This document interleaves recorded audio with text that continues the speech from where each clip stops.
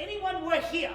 So I'll just turn on the sardines. I've forgotten the No, I haven't forgotten the sardines.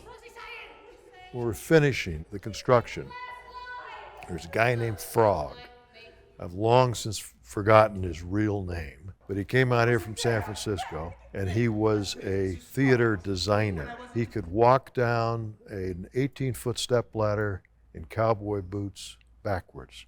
He said, "You want me to tell you how to make this place work? It's easy. Just get the kids in there. That's all you need. Get those school buses lined up along that side street."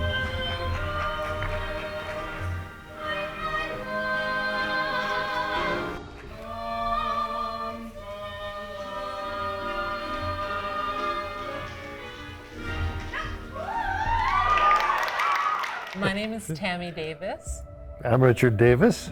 and we're Tandem Productions Still. for 25 years. Tammy and Richard Davis are like my theater mom and dad. I have been a lady in waiting, a child something. In Annie, I was Miss Hannigan. At the beginning, we did everything. There were some times in the WYO that they didn't have a technical director, maybe even those first years. So we were hanging the lights, and I mean, we did it all.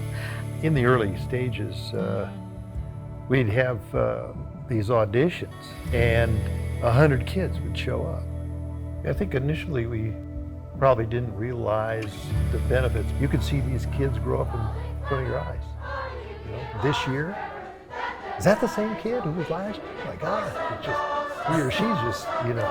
And so we began to appreciate, I guess, the longer we were doing it, that it had value to those kids way beyond what we probably imagined when we were starting out.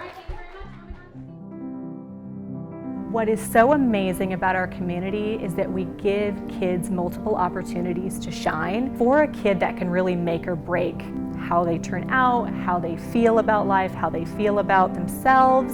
It's not just about the act of performance, but it's also about the confidence that it builds. I feel like a kid who can go on stage has developed a confidence in themselves that they will take no matter what job that they have. I've always thought when I go into a job interview, this is just like an audition, this is just like a performance, like how can you become a character to better suit this? But I feel like that's real. I mean, I feel like in some ways it was training for real life. And I mean, I am a teacher, I care more about kids than almost anything. And I feel like you can tell when a kid has received some sort of spark and how it's going to take them into the future, and that is enormous. I also see a lot of kids who don't feel like they have that spark, who don't feel like there's something in this community for them, and it's wonderful to get to introduce them to something like the WYO. I remember feeling like I had found my place. So once the seed was planted, that was it. I wanted everything to do with it. The lights on the stage, and I loved the smell of the WYO theater. I loved that feeling before you performed.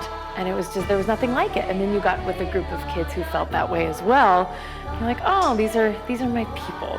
I'm still a performer. I've been able to make a lifestyle out of it. As years passed, Tandem alum, we started pulling them in to be co-directors and directors, and we'd step back. It was so much a part of their growing up, and they wanted it to keep going, and so we just kept going until we could find a way so it could keep going without us. And then, you know, one of our alums shows up, Grace Cannon, and comes back to town after a good deal of training in theater herself, and she gets together with Aaron Butler, and they made a proposal to her. And Grace is... They thought it was great. Couldn't have thought of anybody better. You know, Grace had been through the whole thing. She was a tandem. Yeah, kid. I think she was from 8 to 15. She was in every year. So. My own daughter, Grace, loved this place, and the chance to be here and on that stage was really an important part of her life. After going away to college, getting a master's in applied theater in New York, working in Chicago in the American Theater Company, she's come back to Sheridan and is now working in the WYO Theater, investing a great deal of time, energy, and imagination into something called WYO Play, which for her started 30 years ago.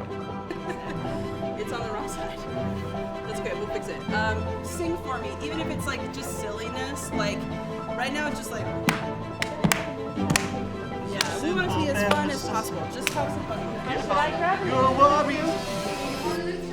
My first role in a play was as a dancing tree, followed closely, I think, by a singing cow. There was nowhere to go but up from there. WYO Play is an education initiative. It's a series of grassroots educational programs that are aimed at people of all ages, all across the community, to be able to get involved with the performing arts. I love working at the WYO because we can envision the place that we want to live in, and that place, if we want it to be innovative and caring and collaborative, then we can put all of that into our programs, and we can feel good about the fact that that's going to come back. Community arts is really important because it doesn't say to the people in its sphere, you know, this is what's good, this is what's bad. It says, we want to bring you in and we want you to be a part of making art, and we want you to be a part of appreciating it.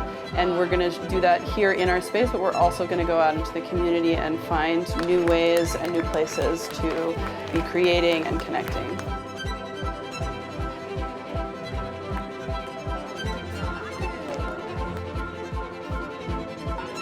This choir existed for 2 decades plus as a mixed group.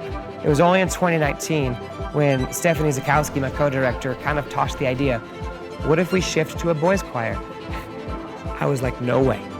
How are we gonna do that? Because at the time we had 6 boys and 55 girls. We do face a realistic challenge of getting boys to come sing. Boys' choirs themselves are dying out. The American Boys Choir, which was the biggest one in our country, they shut down. We made the switch and we went from 6 boys to 27 in 1 day. The setting was all of a sudden more secure. The boys took the risk and we have soared ever since. We were able to take them to Italy last year. We're going to Hawaii next year.